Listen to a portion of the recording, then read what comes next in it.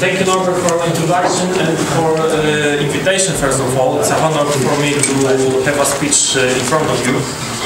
Actually, yes, I'm the tree beekeeper. I'm tree beekeeper since 2013, but I will try more focus on the projects we have in Poland, which are focused on sustaining the local subspecies of honeybee. Because I think this is important. This is something what we could be proud of. Anyway, those projects are being made by the commercial beekeepers, by the research institution, which is called National Research Institution of Animal Production. So it's nothing common with the natural beekeeping, but they do the efforts to sustain the pool of genome of the local bees, which I think is very important in the current world, because we see the honeybee as a farming animal. We stop seeing bee as a part of ecosystem, which is important for our environment. Our legislation system and our report of the bee is more focused on the bee as a farming animal, like a cow and others, not as a part of ecosystem. But first of all, who we are and what we do. We do the tree hives, we do the log hives. We actually, the idea of Tree Beekeeping Brotherhood, this is the name of our organization in English, is focus on our motto. And our motto is the three simple words: nature, tradition, and history. And actually, in those three words, we have the quintessence of the essence of the tree beekeeping. So, following our tradition, the tradition of living close to nature, where the people try to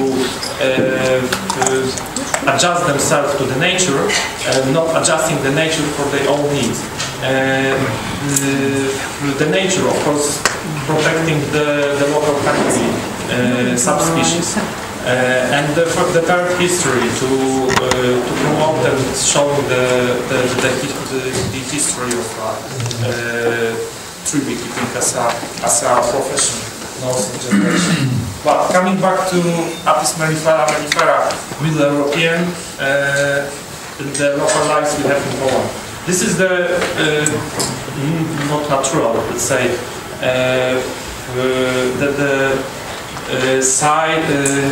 the area of existing of the natural area of Apis mellifera.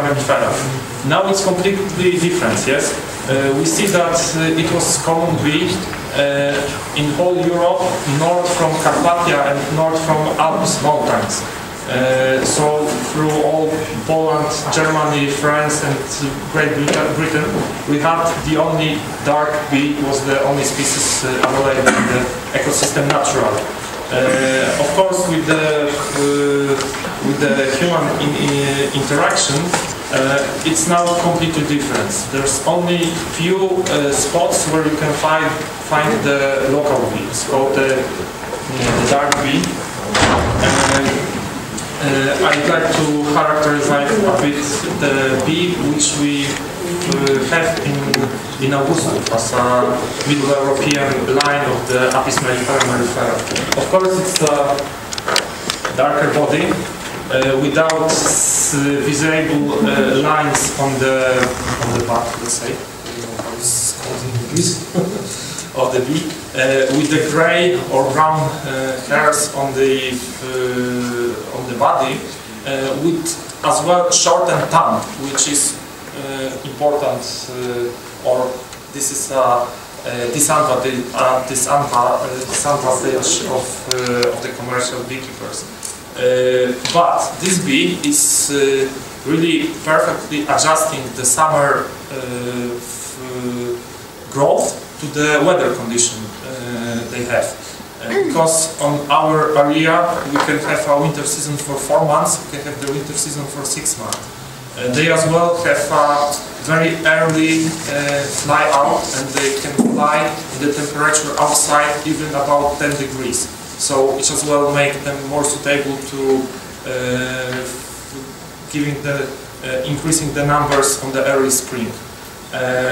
They are swarming a lot, of course. They are, like the many beekeepers say, very aggressive, but I rather to say that they have very strong developed the self-defense instinct to cooperate with the natural enemies they can have in the ecosystem. What's also the characteristic part of the Augustuf line, it's not robbing. Apis mellifera, as all different lines are robbing if they have no intakes, but not Augustoska. Augustoska is not robbing, but as well it's not giving other bees to rob them by themselves. Excuse me. Yes? There was a picture and the bees were quite without hairs. They were looking quite shiny.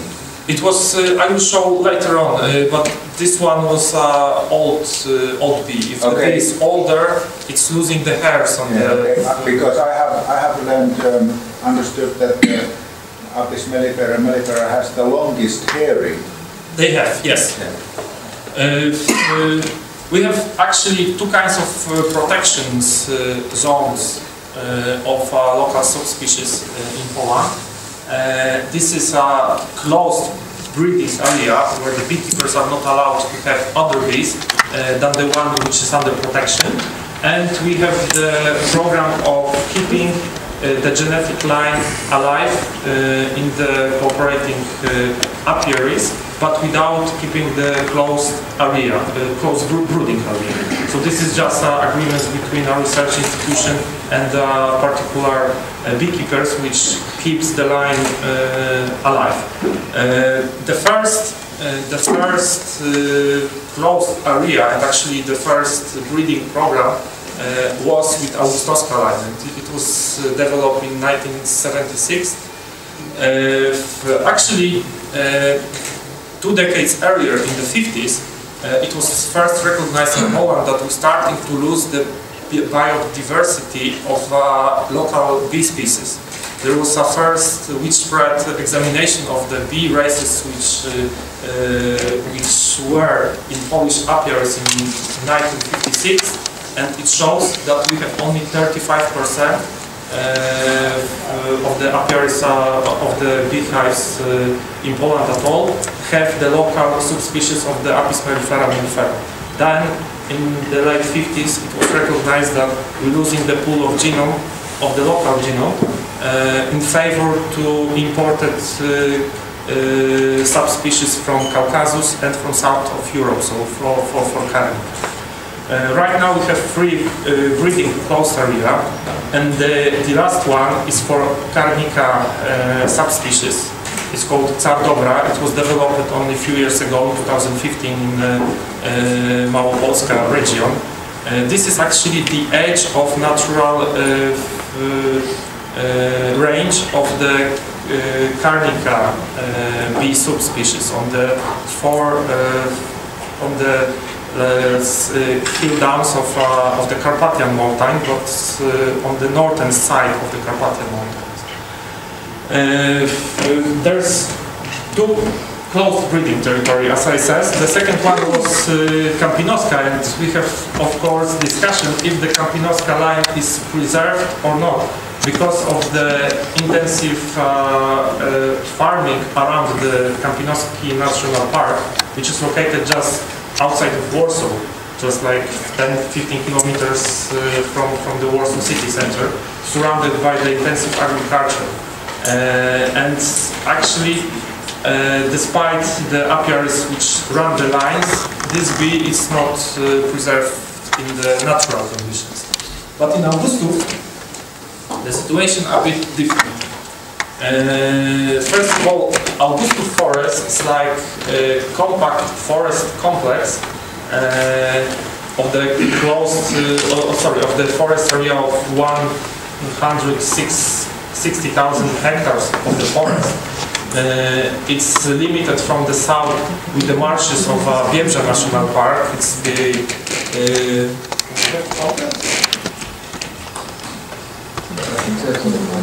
sorry? Okay. It's limited from the south with the Biebrza National Park, and from the north by Bigry National Park and the heights of Sejny region.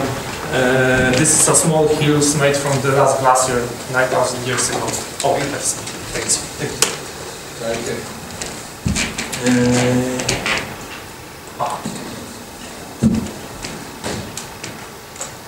No, this one. This one. Thanks. Okay. The closed breeding area is sustained. Contains 3 different zones. The core zone, is the one marked on the red. It's like circle with the diameter of 10 kilometers from a Płaska village in the middle of it. This is somewhere here. This is actually the territory with the lowest density of population in Poland, with about 7 persons on the square kilometers, which covered more than 90% of a pine forest, of the lowland pine forest. This is the central zone of the breeding protective area. Beekeepers there are obliged to have only Apis mellifera augustowska line in the apiaries. Moreover, they shouldn't implement the mothers already inseminated in the breeding centers localized outside of the area. So it's focused on preserving the natural genome with parts of random selection, only limited by feeding the bees for the winter after honey day. The other zone is it's called protected zone, and here the standard bee economy could be run, but as well only with the use of Augustowska line of Apis mellifera Middle European line. The inseminated queens could be introduced to the apiaries, which is advantage for the commercial beekeepers, let's say. Yes, and as well the natural insemination is possible in the protective area. The second area is another 5 kilometers outside. Sorry, I didn't mark it because it's out of the photo. It's called buffer zone. In buffer zone, in first row, beekeepers should change the mothers inseminated naturally, because it's like a protective buffer zone, not to let the swarms from outside to enter the core zone. So the mothers inseminated naturally should be switched for, of course, Augustowska line from the breeding center, which are localized either in the central zone, either outside of central zone. There is few beekeepers which have agreements with the research institutes for keeping the Augustowska line, and only from the official sources those bee queens could be taken for the apiaries. This is like the theory, but how it looks in practice? This is the good question. When the protection breeding area of Augustowska was created in the 70s, the density of the population of the bees was set for 6 hives per square kilometers, which is quite a lot. It's about in total 3,000 hives on all 3 zones. Actually, in central zone we have right now, and let me just take the notes so I will give you the exact number. In central zone we have right now 383 hives with Augustowska line. In the protective zone we have about 800, and in buffer zone another 400. So this is not the numbers which was estimated at the beginning, but this is changed because of the agricultural changes, because of the change of forest ecosystems, and because of the beekeepers there are simply stopping keeping bees. They either go to the bigger number, they switching the race of the bee because it's not so effective, which I will show you here, and moving out the apiaries outside of the area. But from other hand, there is a program run of donating, of giving back money spent for the beekeepers, for the beekeeping inside the central zone. So all the mothers they taking, they having refund from the local beekeepers association. What's more important, the new beekeepers which want to start the apiary inside of the central zone are being refunded with the expense they have for the beekeeping. Actually, the biggest downdrop of numbers of the bee colonies of Augustowska was about 2005-2006. After that, it's slowly growing up to the number I gave you from 2007. But of course, keeping the local bee need as well additional efforts. And here we can start my favorite subject, so tree beekeeping. It's not, of course, the main reason, and it's not the main reason that the population is being kept alive. Yes, we more treat it as a supportive measures to keep the population. So by creating a nesting site for the local honeybee subspecies like Augustowska on the core territory, where you have swarms only from Augustowska line, we're creating the opportunities for them.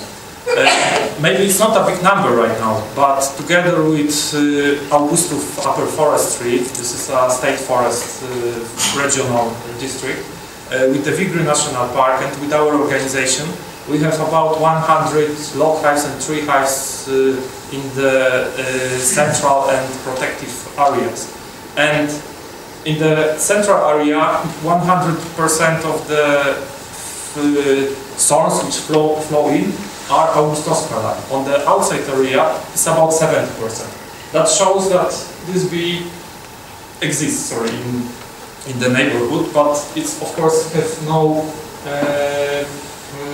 possibilities to nesting. They have no nesting site because the Augustów forest is like economic forest, like many other forests through Europe. So there is no old trees with the cavities. Those trees were cut down during cleaning process of preparing the forest for renew. Only since I think 20 years they kept some of the hollow trees as a biocenotic trees for the bugs and birds and the bees. But here we can go with the idea of tree beekeeping, which is as well located in our culture and our tradition, which is as well the important issue why I start doing that. The areas, the closed protecting area of the local bee subspecies, it's not the closed list. The new areas could be created by the local authorities, by the local parliament of each province. And the last one, as I mentioned, was created in 2015 for the Psa dobra carnica subspecies. But there is a chance as well that on the south of the Poland, the Sudeten line of the Apis mellifera Middle European will be created in a few years. There, the friends from local forest authorities, the guy actually who is natural beekeeper and working together with Bartek and Free Bees Association, inspired other foresters to make a lot of log hives just on their territory. So they trying to make 1,000 log hives on the territory of 10,000 hectares, just to make the nesting opportunities for the bees to rewild. And as Heidi was talking about cooperation with the prisoners, they took the prisoners from the Nervik prisons, and during the resocialization process, they have something like ecological education. So in this ecological education, They come every day to the field and making block hives, and making block hives. Right now they have about 700. The project of putting them on the trees is already taking place. So I think till next May, the all 1,000 will be on the trees, which will be a great experiment, let's say. What's interesting, this is taking place in the Sudeten mountains, just on the border with Czech. And Czech people are, in Czech Republic, it's forbidden not to treat the bees. Moreover, it's forbidden not to have, it's forbidden to have hives which you cannot inspect. So you are forbidden to have hives without the frames inside. And just on the border you have 1,000 of 100% natural beekeeping spots for the bees, which will be annoying them for sure a lot.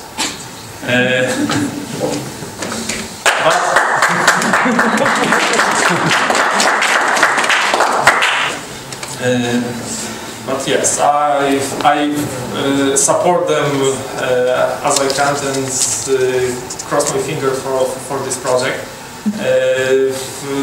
There's like they're saying straight. It's nothing connected with tradition or history. It's through tree beekeeping. We try to make a nesting site, nesting opportunities for bees, and as well we try to do something with the trees which fall down because of barleywood in the area. So this is as well the reason why they have material, a lot of material. If you have any questions, please go ahead. I try to be more to speed up my presentation because of the time frame we have right now. Is confirming that. Yes, please. Do they lift those logs in the tree, or do they just put it? No, they put it on the trees. On the ground? No, on the trees. On the trees. How high? 6 to 10 meters. At least 3 meters, but the 6 to 10 meters. They try to. We were visiting Konrad Zaremba, who is the author, the initiator of this project. We were visiting as association. He showed us how they do it. They put the logs at about 6 to 10 meters, maybe average 6, 7, 8. They do some kind of stand with nails, which is nailed to the tree, and then the log is nailed to the tree through. It's like a bird. The box you hang on the tree for the birds. But no, that's a bigger one. Are they so big as in the picture? Yes, they are so big. At least. Do they have to be so big, so long? I mean, you could make 2 out of 1. They make the standardization of the size, so it's being standardized for the project reason. Historically, of course, you can find log hives with the cavity of about 40 liters, from 30 liters actually to 120 liters. The average is, the biggest number of the log hives preserved to our time is about 50 liters. If I may, they try to do about 60 liters each log. This is what they try to do, but of course they don't measure every log. They measure the depthness and the size of the bottom. But would it be so much easier just to put them on the ground? No, it will be easier to make it from resin, for example, to order it in some factories making like resin bolts or the wings for the windmills, and making from resin just put it like this, yes? Because it's lighter, but it's not the idea. It's have to imitate the natural cavities. Who owns the forest? It is the state forest which runs this project. Okay. So this makes it a bit easier. Okay. Yes, please. I do have a question. These log hives, do you stock them, some of them with bees, or do you... Sorry? Do you stock them with bees, or do you just wait for bees to swarm and settle there? We wait for swarms. Okay. cater. So no active stocking of these? No active Okay. stocking. We put the source to the log hives we kept on the ground, but this is for like educational reasons and like supportive measures for our activity. But we try not to put the source inside the trees. Okay. Yes? Do you show somewhere how you built this tree? You mean the instruction or how to build? Yeah. There is a manual made by Natural Beekeeping Trust. It's in English and available on their sites. If you want some shorter videos but in Polish, I can send you the link for it. Yes? There is also very good instruction written by Anna Wermelinger you can get about from the website of Free the Bees. Yeah, it's in German as well. So, thank you very much.